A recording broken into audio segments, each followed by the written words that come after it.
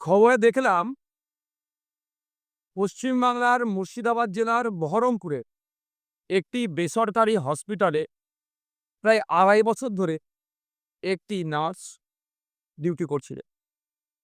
হঠাৎ তার হিজাব পরার কারণে তাকে বরখাস্ত করা হয়েছে, অর্থাৎ তাকে চাকরিচ্যুত করা হয়েছে, চাকরি থেকে বাদ দেওয়া হয়েছে। আমি ভেবে অবাক হচ্ছি, আমরা কোন রাজ্যে বসবাস করছি। ভিডিওর মাঝখানে আপনাদের সকলের কাছে একটিই অনুরোধ, আমাদের ভাইজান পীরজাদা আব্বাস সিদ্দিকী ও নওশাদ সিদ্দিকী কিংবা আইএসএফের সমস্ত খবর সবার আগে দেখতে আইএসএফ ফরএভার চ্যানেলটি সাবস্ক্রাইব করুন এবং পাশের ঘণ্টাটি বাজিয়ে রাখুন। একজন নার্স, তার কাজ হচ্ছে ডিউটি করা। যতটুকু ডিউটি ওর আছে করবেন, পরিষেবা দেবেন। সে হিজাব পরে থাকলো, মাথায় সিঁদুর থাকলো, বা হাতে শাঁখাপালা থাকলো, এটা ম্যাটার করে না।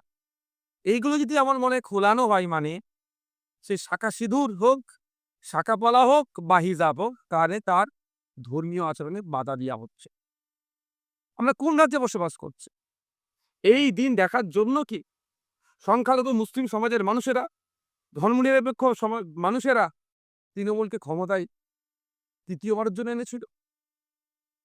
যেন মনে হচ্ছে অঘোষিত বিজেপি রাজ্যে আমরা বসবাস করছি। কখনো ওয়াকফ আন্দোলন করতে গেলে আটকানো হচ্ছে, কখনো তিলোত্তমার বিচার ঠিকঠাক বিচার চাইতে গেলে মিথ্যা মামলা দেওয়া হচ্ছে। হাসতালিতে আমার বোনটা এখনো বিচার পেল না। একের পর এক ২৬,০০০ চাকরি বাতিল হচ্ছে দুর্নীতির জন্য।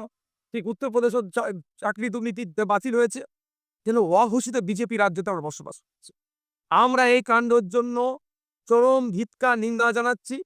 অবিলম্বে স্বাস্থ্যমন্ত্রী তথা মুখ্যমন্ত্রীকে এই বিষয়ে হস্তক্ষেপ করতে হবে, এর কড়া একটা বিহিত করতে হবে। সাথে সাথে আমি হসপিটাল কর্তৃপক্ষকে বলবো, যে এই ধরনের নির্দেশনা দিয়েছে তার বিরুদ্ধে ব্যবস্থা গ্রহণ করুন। অবিলম্বে এই ধরনের অবাঞ্ছিত মন্তব্য, অসংসদীয় মন্তব্য, অসাংবিধানিক মন্তব্যকে আপনারা প্রত্যাহার করুন। কারণ ক্লিনিক্যাল এস্টাবলিশমেন্ট অ্যাক্টে কোনো জায়গায় উল্লেখ নাই যে হিজাব পরে ডিউটি করতে পারবেন না একজন নার্স, বা শাখা পরে, পালা পরে ডিউটি করতে পারবে না, এই ধরনের উল্লেখ নাই। তাহলে আপনারা কে?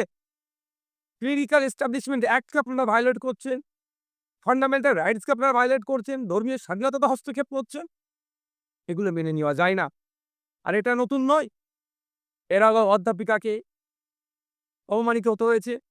মাননীয় মুখ্যমন্ত্রী যেখানে নিজেই হিজাব পরে ভোট চাইতে চলে যাচ্ছেন, সেখানে একজন হিজাব পরে তার কর্মক্ষেত্রে তার এই স্বাধীনতাটুকু নাই কেন? ঠিকঠাক করে কাজ করতে পারছে, তাকে চাকরিচ্যুত হতে হচ্ছে। অন্যায় মেনে নেওয়া যাবে না। আমি ধর্মনিরপেক্ষ মানুষকে বলবো, আমরা ভুলে যাচ্ছি না এই রাজ্য সরকারের আমলে চাকরি নিয়োগ পরীক্ষাতে আমার হিন্দু সমাজের মা বোনেদেরকে শাঁখাপালা খুলে পরীক্ষা কেন্দ্রে ঢুকতে বাধ্য করেছিল। নওশাদ সিদ্দিকী তখনও প্রতিবাদ করেছে। এখন মুসলিম সমাজের একটি মহিলাকে হিজাব করার জন্য চাকরিচ্যুত করেছে, তার জন্য প্রতিবাদ করছে।